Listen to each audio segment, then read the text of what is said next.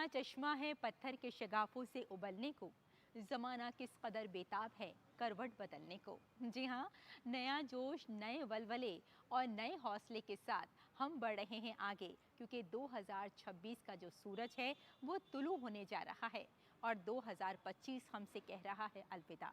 लेकिन जाते हुए पलों में जो हमने बहुत कुछ सीखा है, बहुत कुछ खोया भी है। हम इस खोने और पाने की वजह से ही ज़िंदगी में बहुत कुछ हासिल कर पाते हैं और हमने जो खोया है उससे हमने बहुत कुछ सीखा भी है। लिहाजा हमारी कोशिश यही है कि आज हम आपको उन शख्सियत से ज़रूर मुलाकात करवाएं जिन्होंने 2025 में अपनी ज़िंदगी का सांचा बदल दिया है।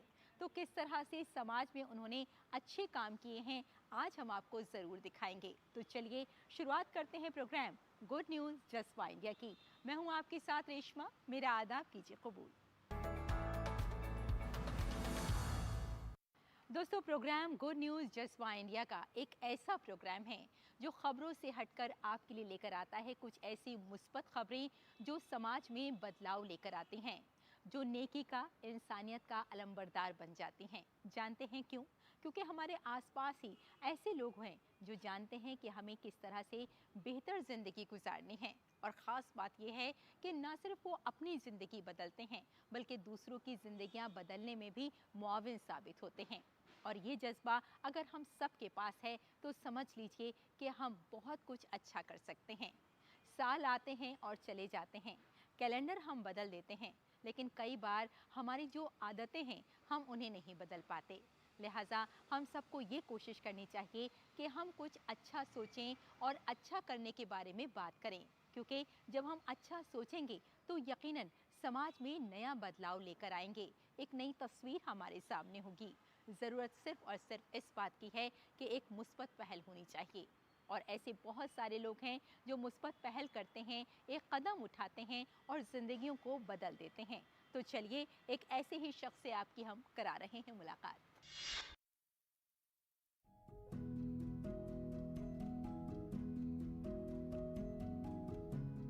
बेटे, मैंने बहुत मेहनतें करी है। मैंने हॉस्पिटल में भी जॉब करी है, बुटीक में भी काम करा है और घरों में केयर टेकिंग का भी काम करा है। बस ये तो पता नहीं कौन से मेरे नसीब थे और भगत जी, जिनको मैं भगवान के रूप में देखती हूँ, जिन्होंने मुझे यह सहारा दे दिया।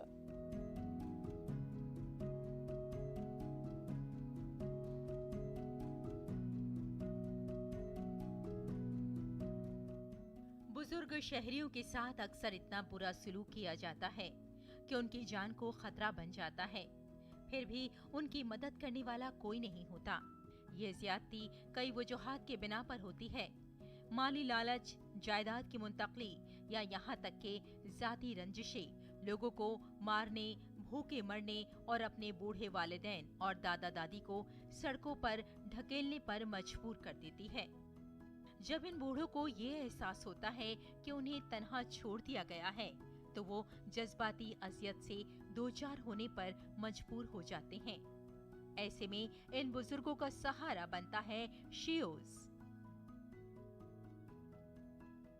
जी हाँ, ये कुछ खास है क्योंकि ये है अपने घर जैसा। यहाँ पर लोगों को मिलता है अपने घर जैसा प्यार। वो लोग जिन्हें उनके अपनों ने छोड़ दिया, उन्हें यहाँ मिलता है अपने घर जैसा सहारा। मिलिए इस माँ से जिसने अपने बच्चे को पाला और बड़ा किया, पढ़ाया और इसी बच्चे के हाथों मार मार कर इस माँ को घर से निकाल दिया गया। ऐसे में इस माँ का सहारा बना शियोज, जिसने हमदर्दी दिखाई और उन्हें एक महफूज पनाहगाह फराहम की। गुड़गांव में बहुत लंबे ड्यूटी पर तो मैंने काम करते 1-1.5 लाख तनख्वाह पाती थी। और तो रखा था IAS के पढ़ाई पर, तो कहे कि दादी चलो भाई बदरपुर लाया। ओके तीसरे दिन उसको बीवी बहुत झगड़ा की हमसे, बहुत झगड़ा कहो के चल गई ड्यूटी। सांझे के आई, चाय बना के उसी को लगे दें तो नहीं पी, तो मर्द से खूब बोल ठुल खूब काली। हम चुप, हम नहीं बोलते हैं, कहें कि दोनों एक हुई है, बीच में हजियत हो गया। बुजुर्गों के लिए शियोज बहुत ही खूबसूरत जगह है। ये 1 दहाई से ज्यादा अरसे से कमजोर बुजुर्ग रिहायशियों की खिदमत कर रहा है। इसके बुनियादी मकासद में से एक लावारिस बूढ़े लोगों को अपनी बाकी जिंदगी गुजारने के लिए महफूज जगह फराहम करना है। इसकी बुनियाद 1994 में डॉक्टर जीपी ने रखी थी और फिर उसके बाद जितने भी बुजुर्ग हुए वो यहीं आते हैं और यहीं सहारा लेते हैं। 22 साल से मैं ऐसे बुजुर्गों को उठा रहा हूँ जो पैरालाइज्ड हो गए, दिमाग जब काम नहीं कर रहा है, वैसे समय में उन्हीं के परिवार के लोग उन्हें सड़क पर छोड़ देते हैं। आप सोच सकते हैं कि यहाँ पर जो है उनके लिए पूरी मेडिकल की सुविधा, डाइपर पर हमारे यहाँ 80% जो बुजुर्ग हैं डाइपर पर हैं, लेकिन आप उनके पास बैठेंगे जरा भी स्मेल नहीं आएगी। डेली धुले कपड़े, डेली डॉक्टर, नर्सेज, 24 आवर हमारा नर्सिंग स्टाफ रेडी रहता है। शियोज के पास डॉक्टरों और नर्सों की एक तिब्बी टीम है जो अपने 500 रिहायशियों के लिए सेहत के मुख्तलिफ मसाइल को हल करने के लिए 24 घंटे ड्यूटी पर रहते हैं। इसमें 40 बिस्तरों पर मुश्तमिल इंतहाई निगहदाश्त यूनिट, एक फार्मेसी है और एक एक्सरे मशीन भी यहाँ रखी गई है। कुल मिलाकर ये कहा जा सकता है कि सारी तिब्बी सहूलियात यहाँ मौजूद हैं। आलात हर तरह के मौजूद हैं जिससे बुजुर्गों को आसानी हो सकती है। और इसके अलावा जो बुजुर्ग अपना दिमागी तवाजुन खो बैठे हैं उनका भी यहाँ इलाज किया जाता है। यानी कुल मिलाकर ये कहा जा सकता है कि शियोज इन बुजुर्गों के लिए एक ऐसा मस्कन है, एक ऐसा घर है जहाँ उन्हें हर तरह की सहूलियात दस्तयाब हैं। शियोज केवल एक वृद्धाश्रम नहीं है बल्कि इससे कहीं ज़्यादा आगे बढ़कर है। यहाँ पर मेडिकल की भी पूरी सुविधा दी जाती है। लोगों का इस तरह से ख्याल रखा जाता है कि वो यहाँ पर अपने आप को सुरक्षित महसूस करते हैं, सेफ महसूस करते हैं और खुश महसूस करते हैं। कैसा लग रहा है अभी आपको? हमको तो यहाँ पर अच्छा लग रहा है। सारी चीज़ का व्यवस्था बढ़िया है। जो भी चीज़ का मतलब चाहिए तुरंत मिल जा रहा है। हर सेवा उपलब्ध है यहाँ पे। यहाँ रहने वाले बुजुर्ग शहरियों को उनके इनफरादी ग़िज़ाई ज़रूरियात के मुताबिक दिन में 3 बार ग़िज़ाइयत से भरपूर और मुतवाज़िन खाना दिया जाता है। रिहायशियों की ज़हनी और जज्बाती सेहत पर भी खुसूसी तवज्जो दी जाती है। जितने भी ये बुजुर्ग हैं सभी को ज़हनी और जज्बाती सेहत पर खुसूसी तवज्जो दी जाती है। इसकी वजह ये है कि बहुत से बुजुर्ग अपने बच्चों की तरफ से छोड़ देने पर बेहद गमज़दा हो जाते हैं। समाज बनाने के अलावा ये बुजुर्ग यहाँ पर बहुत अच्छा एक वक्त गुजारते हैं। मौसीकी सुनते हैं, इंडोर गेम्स खेलते हैं, पेंटिंग्स करते हैं, योगा करते हैं। कुल मिलाकर मुख्तलिफ तख्लीकी सरगर्मियों में अपना वक्त गुजार देते हैं। कोशिश ये है कि लावारिस बुजुर्ग अफराद की जिंदगी के हर पहलू में उनके दुख को दूर किया जाए। मकसद उन्हें एक ऐसा घर फराहम करना है जहां वो महफूज और खुश रह सकें। Bureau report, DD news.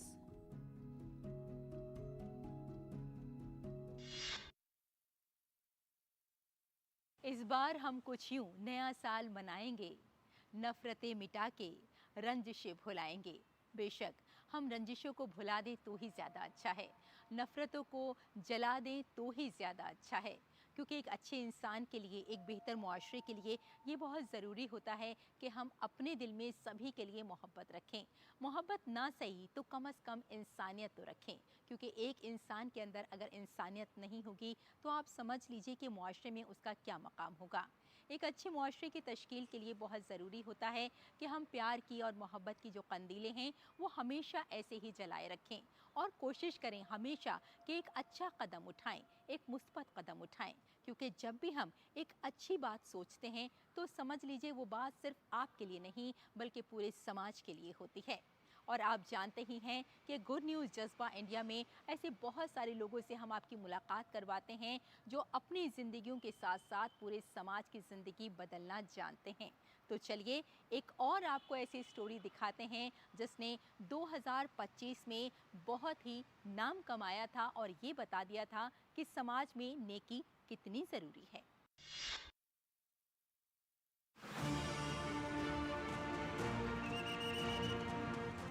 शाम के वक्त जब अशोक विहार से मॉडल टाउन को मिलाने वाली सड़क पर भारी ट्रैफिक नजर आता है और गाड़ियां लाल बत्तियों पर बेतरतीबी से आगे बढ़ने की कोशिश करती हैं, तब ऐसे में एक आदमी भीड़ के दरमियान नजर आता है।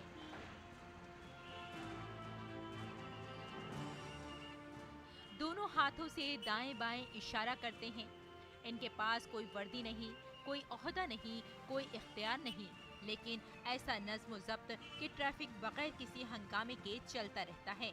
आजकल की इस भागती दौड़ती जिंदगी में जब हर कोई जल्दी में है, कई बार ट्रैफिक रूल्स वायलेशन हो जाते हैं और इन ट्रैफिक रूल्स वायलेशन की वजह से बहुत सारे लोग दुर्घटना के शिकार भी हो जाते हैं। इन्हीं परेशानियों को समझते हुए 68 वर्ष के एक व्यक्ति हर दिन यहाँ पर सेवा भाव से आते हैं और ट्रैफिक को कंट्रोल करते हैं। सेवा का जज्बा ऐसा कि बीते 40 सालों से ट्रैफिक को कंट्रोल करने में लगे हुए हैं। कई परेशानियां, कई मुश्किलें भी आईं, लेकिन अडिग हिम्मत और हौसले ने उनको विचलित नहीं होने दिया। कुछ के लिए वो ट्रैफिक बाबा हैं, दूसरों के लिए सिटी वाले अंकल, और उनका असली नाम है मदन लाल रावल, जिनकी उम्र 68 साल से ज्यादा है, लेकिन उनकी तवानाई किसी नौजवान से कम नहीं। कैसे ये जज्बा आया आपको? क्या कुछ वो परिस्थितियां थी जिसने आपको ट्रैफिक कंट्रोल करने के लिए मजबूर किया? मैडम, आज़ाद मार्केट एरिया में हम लोग रहते थे, तो उस दिनों में वहाँ बहुत ज़्यादा तगड़ा जाम लगा करता था और हमें मेन रोड पे शॉप हुआ करती थी। तो जब देखते थे बहुत ज़्यादा जाम है, तो धीरे धीरे मन में जज्बा आया कि ये लोग जाम में फंस रहे हैं, कुछ हमें हेल्प करनी चाहिए। मेरे मन में जो भावना है, उस भावना की वजह से मैं थोड़ा आगे अपना फील्ड में आना शुरू हुआ। उसके बाद मेरे एक ऑफिसर बहुत बढ़िया आए थे, उन्होंने मुझे काफ़ी सराहना की और मुझे प्रेरित किया मैं आगे आके सेवा करूं। मैं आगे उनको देखकर फिर मैं थोड़ा कुछ सीखा उनसे। फिर धीरे धीरे अपना जब फील्ड में आना शुरू हो गए तो थोड़ी बहुत दिक्कत आती थी या शर्म सी आती थी, और धीरे धीरे शर्म खत्म हो गई। दिल्ली के 68 साला मदन लाल रावल 1984 से ट्रैफिक का इंतजाम कर रहे हैं। उनके गले में हमेशा सीटी लटकती रहती है और उनके स्कूटर पर ट्रैफिक कंट्रोल लाइट बार होती है। दिलचस्प बात यह है कि मदन लाल रावल पुलिस वाले नहीं हैं, वो एक कारोबारी शख्स हैं, लेकिन पूरे इलाके में नाकाबिले तकरार ट्रैफिक मैन के नाम से जाने जाते हैं। हमने इन्हें Ashok Vihar model town road पर ट्रैफिक जाम के दरमियान ट्रैफिक का इंतजाम करते हुए खुद भी देखा है।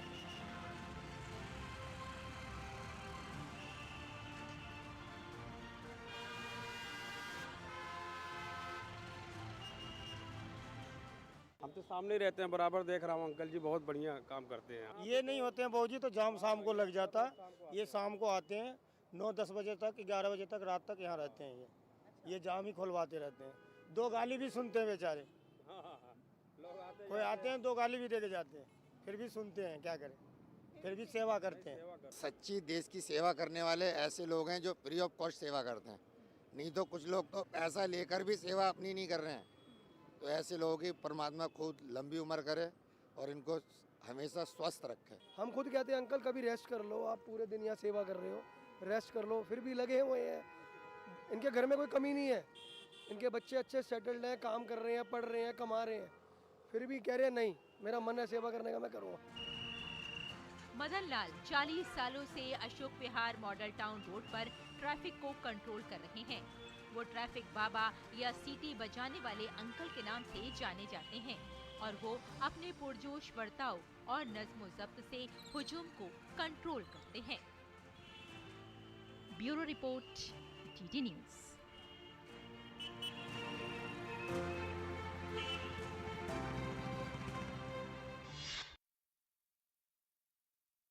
दोस्तों, अगर हम जिंदगी की बात करें तो जिंदगी हमें बहुत कुछ सिखाती है। अगर हम प्रकृति की बात करें, माहौल की बात करें, तो हम इनसे भी बहुत कुछ सीख सकते हैं। अगर मैं यहाँ माहौलियात की बात करूँ, इन दरख्तों की बात करूँ, पेड़ों की बात करूँ, तो ये हम सभी जानते हैं कि पीले पत्ते झड़ जाते हैं और उनके बाद नए पत्ते आते हैं।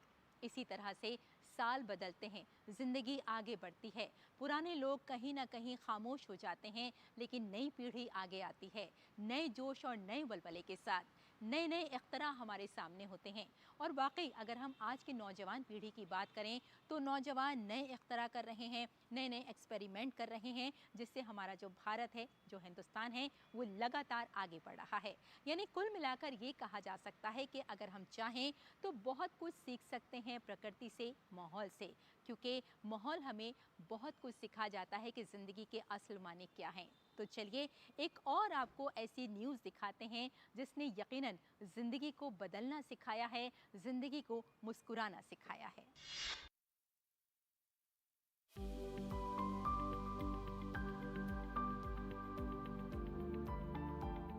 पानी की गिरती हुई सतह और दरख्तों की मुसलसल घटती हुई तादाद के जवाब में बाड़मेर राजस्थान में पानी, जंगल, जमीन, हयातियाती वसाइल, मौसमियाती तब्दीली और आबादी के अदम तवाज़ुन से निमटने के लिए कम्युनिटी पर मबनी काम जारी है। जंगलात, चरागाहों और तालाबों के तहफ़्फ़ुज़ के लिए अवामी आगाही मुहिम चलाई जा रही है। इस कोशिश के रहनुमा बाड़मेर जिले के एक उस्ताद भेराम भाकर हैं, जो माहौलियाती तहफ़्फ़ुज़ के लिए मुहिम चला रहे हैं। 46 साला टीचर को प्यार से ट्री टीचर के नाम से भी जाना जाता है। इन्हें अक्सर अपनी मोटरसाइकिल पर पौधे मुंतकिल करते हुए देखा जा सकता है।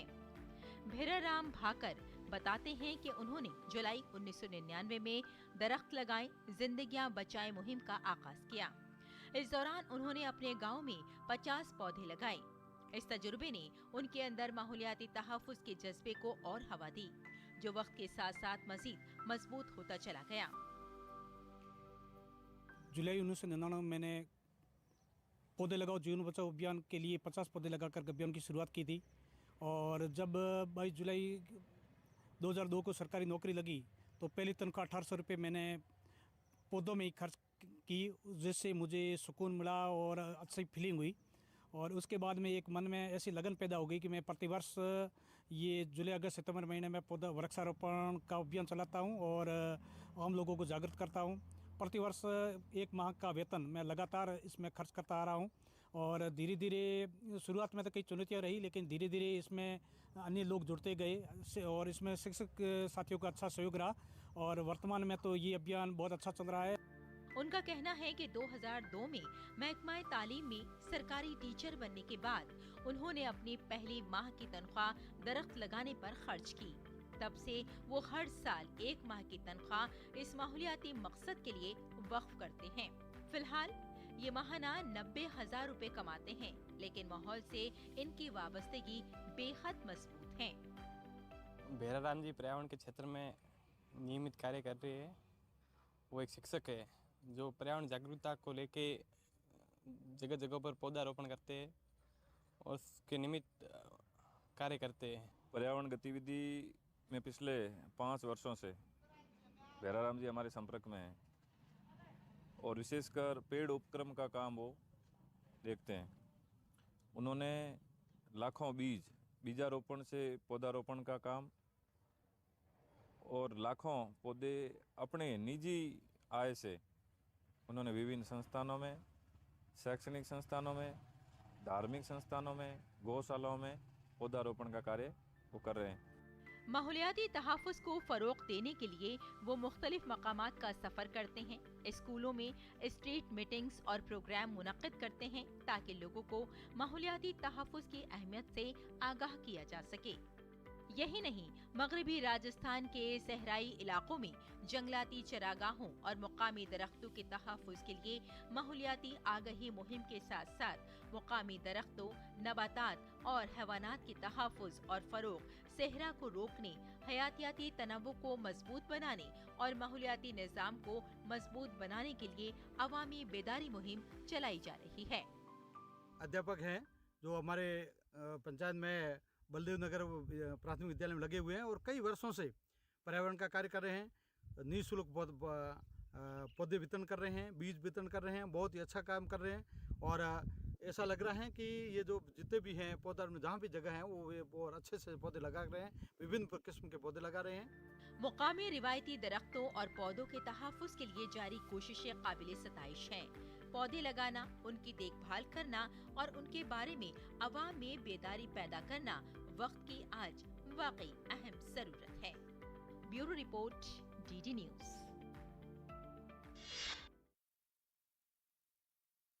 फिर नया साल, नई उम्मीदें, नई सुबह। ए खुदा, अच्छी खबरों का उजाला रखना। और यकीन मानिए, हमेशा हमारी कोशिश यही रहती है अच्छी और मुस्बत खबरें जो उजाला देती हैं वो हम आप तक पहुंचाएं। और हम इस कोशिश में कामयाब भी हैं, ये तो हम जानते ही हैं, क्योंकि आपके जो एक तासुरात हमें नज़र आते हैं उससे हमें एहसास होता है कि आप भी ये चाहते हैं कि आप तक हम कुछ अच्छा पहुंचाएं। और हम वाकई ऐसी ऐसी शख्सियत से आपकी मुलाकात करवाते हैं जिन्होंने अपनी ज़िंदगी में बहुत अच्छा और बेहतर काम किए हों, नेकी के काम किए हों, मुआशरे को बदलने के काम किए हों और एक मुस्बत कदम उठाया हो। अगर हम ऐसी ही शख्सियत से मिलते रहें, उनके बारे में पढ़ते रहें, उनके बारे में जानते रहें, तो यकीन मानिए हम भी अपनी ज़िंदगी बदल सकते हैं, उनसे सीख सकते हैं कि हम अच्छा काम कैसे कर सकते हैं। लिहाजा अच्छे काम करते रहिए, मोहब्बत की कंदीलें ऐसे ही जलाते रहिए और हमारा आपसे वादा है कि आपको हम हमेशा गुड न्यूज़, ऐसी ही खबरें देते ही रहेंगे। इतनी बड़ी तकसीम, और वो भी अपने जहन में हिसाब लगाने के बाद। और देखिए, जवाब मौजूद है। ये 1 मिनट का इंतजार कीजिए। इन बच्चों ने चीनी नंबरों में वही हिसाब किया। और इनसे मिलिए, ये है परवेज। ये सुना रहे हैं एक उल्टा पहाड़ा। 872, 872, अटम 6176, 872, सत्तम 6104। होशियार रहिए, इन छोटी जहनतों के साथ उलझन में बिल्कुल मत पड़िए। ये भरूच जिले के झाकरड़ा गांव के सरकारी स्कूल के बच्चे हैं, जहां पहली से 5वीं जमात तक के तालिबे इल्म 7 जबानों में नंबर लिख सकते हैं। वैदिक रियाजी से ज्यादा तेजी से ज़र्ब और तकसीम किया जा सकता है। यहाँ तक कि जुबानी तौर पर आईपीसी की दफा भी ये बहुत आसानी से याद कर लेते हैं। 124A, देशद्रोह, आईपीसी 143, गैर कायदे सभा, आईपीसी 147, हिंसक दंगा। और जनरल नॉलेज में ये किसी से कम नहीं है। जिल्लाना पोलीस वડા, चीफ इलेक्शन कमिश्नर, ચૂંટણી પંચના વડા, રાજદૂત, પ્રદેશના ભારત સરકારના પ્રતિનિધિ, બેટા સૌથી લાંબી નદી, નાઇલ, સૌથી મોટો ખંડ, એશિયા, સૌથી વધારે વસ્તી, ચીન, डीएसपी, जिल्लाना पोलीस वડા। तकरीबन 160 घरानों और 600 की आबादी वाले इस गांव के स्कूल में बाल वाटिका से 5वीं जमात तक 110 तालिबे इल्म हैं। इनमें से सिर्फ 28 बच्चे मुकामी हैं और बाकी रोजाना दूर दराज के गांवों से यहाँ पहुँच जाते हैं। बेटा हालना भारतना राष्ट्रपति कौन? द्रौपदी मुर्मू। यहाँ बच्चे खेल के जरिए सीखते हैं साइंस और समाजी उलूम का अमली इल्म। डॉक्टर राजेंद्र प्रसाद। एना पछी डॉक्टर शंकर दयाल शर्मा। रियाजी और अंग्रेजी में एक मजबूत बुनियाद और 10वीं जमात तक का इल्म बच्चों को मुस्तकबिल के लिए तैयार कर रहा है। ये सरकारी स्कूल ये साबित करता है कि अच्छी तालीम महंगी फीसों से नहीं, बल्कि सरशार असातिज़ा और साथ में मुतजस्सिस तलबा से मिलती है। झाकरड़ा का ये स्कूल एक मुतासिर कुन मिसाल है। इसके नताइज कितने काबिल जिक्र हो सकते हैं, यहाँ तक कि अगर सरकारी तालीम को सही सिमत और नुक्ता नज़र के साथ फराहम किया जाए तो वाकई ये नताइज समरावर होंगे। Bureau report, DD news. हत्यानो प्रयास। तो दोस्तों, हम आपके साथ बात कर रहे हैं जाते हुए साल सन 2025 की और खुशामदीद कह रहे हैं सन 2026 को। और वाकई जब भी हम गुजरे हुए कल की तरफ देखते हैं तब हमें एहसास होता है कि वज़ीर आज़म ने कई सारी मुहिम का आगाज़ किया है। अगर हम स्वच्छता की बात करें या फिर हम विकसित भारत की बात करें तो ये हम सभी देख रहे हैं कि आज गांव-गांव तक तालीम पहुंच रही है। हर बच्चा तालीम हासिल कर रहा है। सभी लोगों को, चाहे वो कोई भी गांव हो, दूर दराज का कोई भी गांव हो, वहाँ पर तिब्बी सहूलियात पहुँच रही हैं, सड़कें बन चुकी हैं ताकि लोगों को आने जाने में आसानी हो सके। कुल मिलाकर ये कहा जा सकता है कि गुजरा हुआ जो कल है वो कहीं ना कहीं आगे बढ़ने की राह भी हमवार कर रहा है। और यकीनन जब 2025 ऐसा है तो आप सोच सकते हैं कि आने वाला कल क्या होगा। एक रोशन मुस्तकबिल हमारा इंतज़ार कर रहा है। तो चलिए, गुजरे हुए कल में हमने क्या कुछ और अच्छा किया है जान लेते हैं।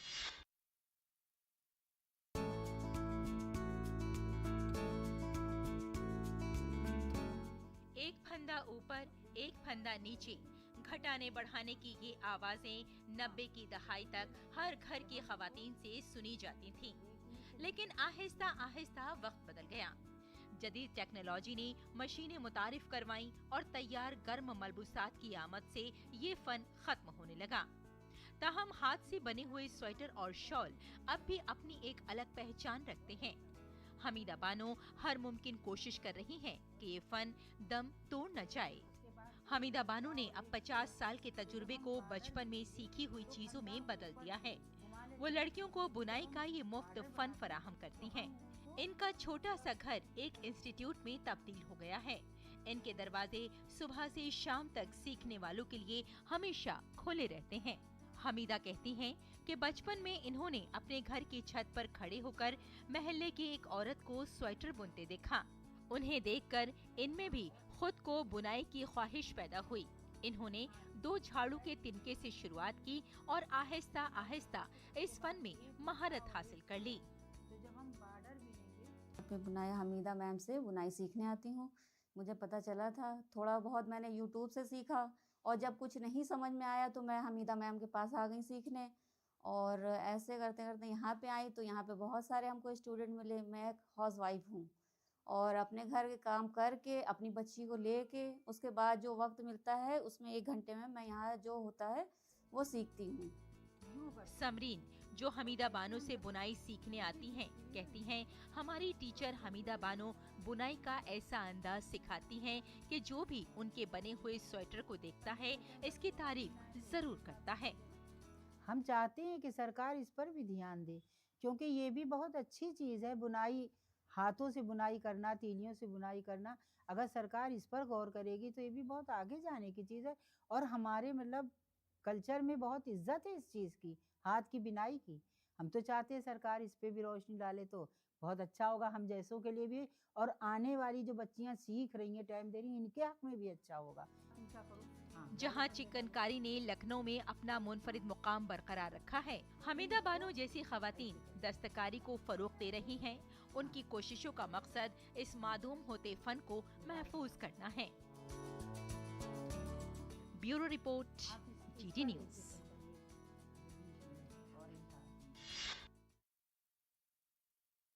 न कोई रंज का लम्हा किसी के पास आए, खुदा करे नया साल सबको रास आए।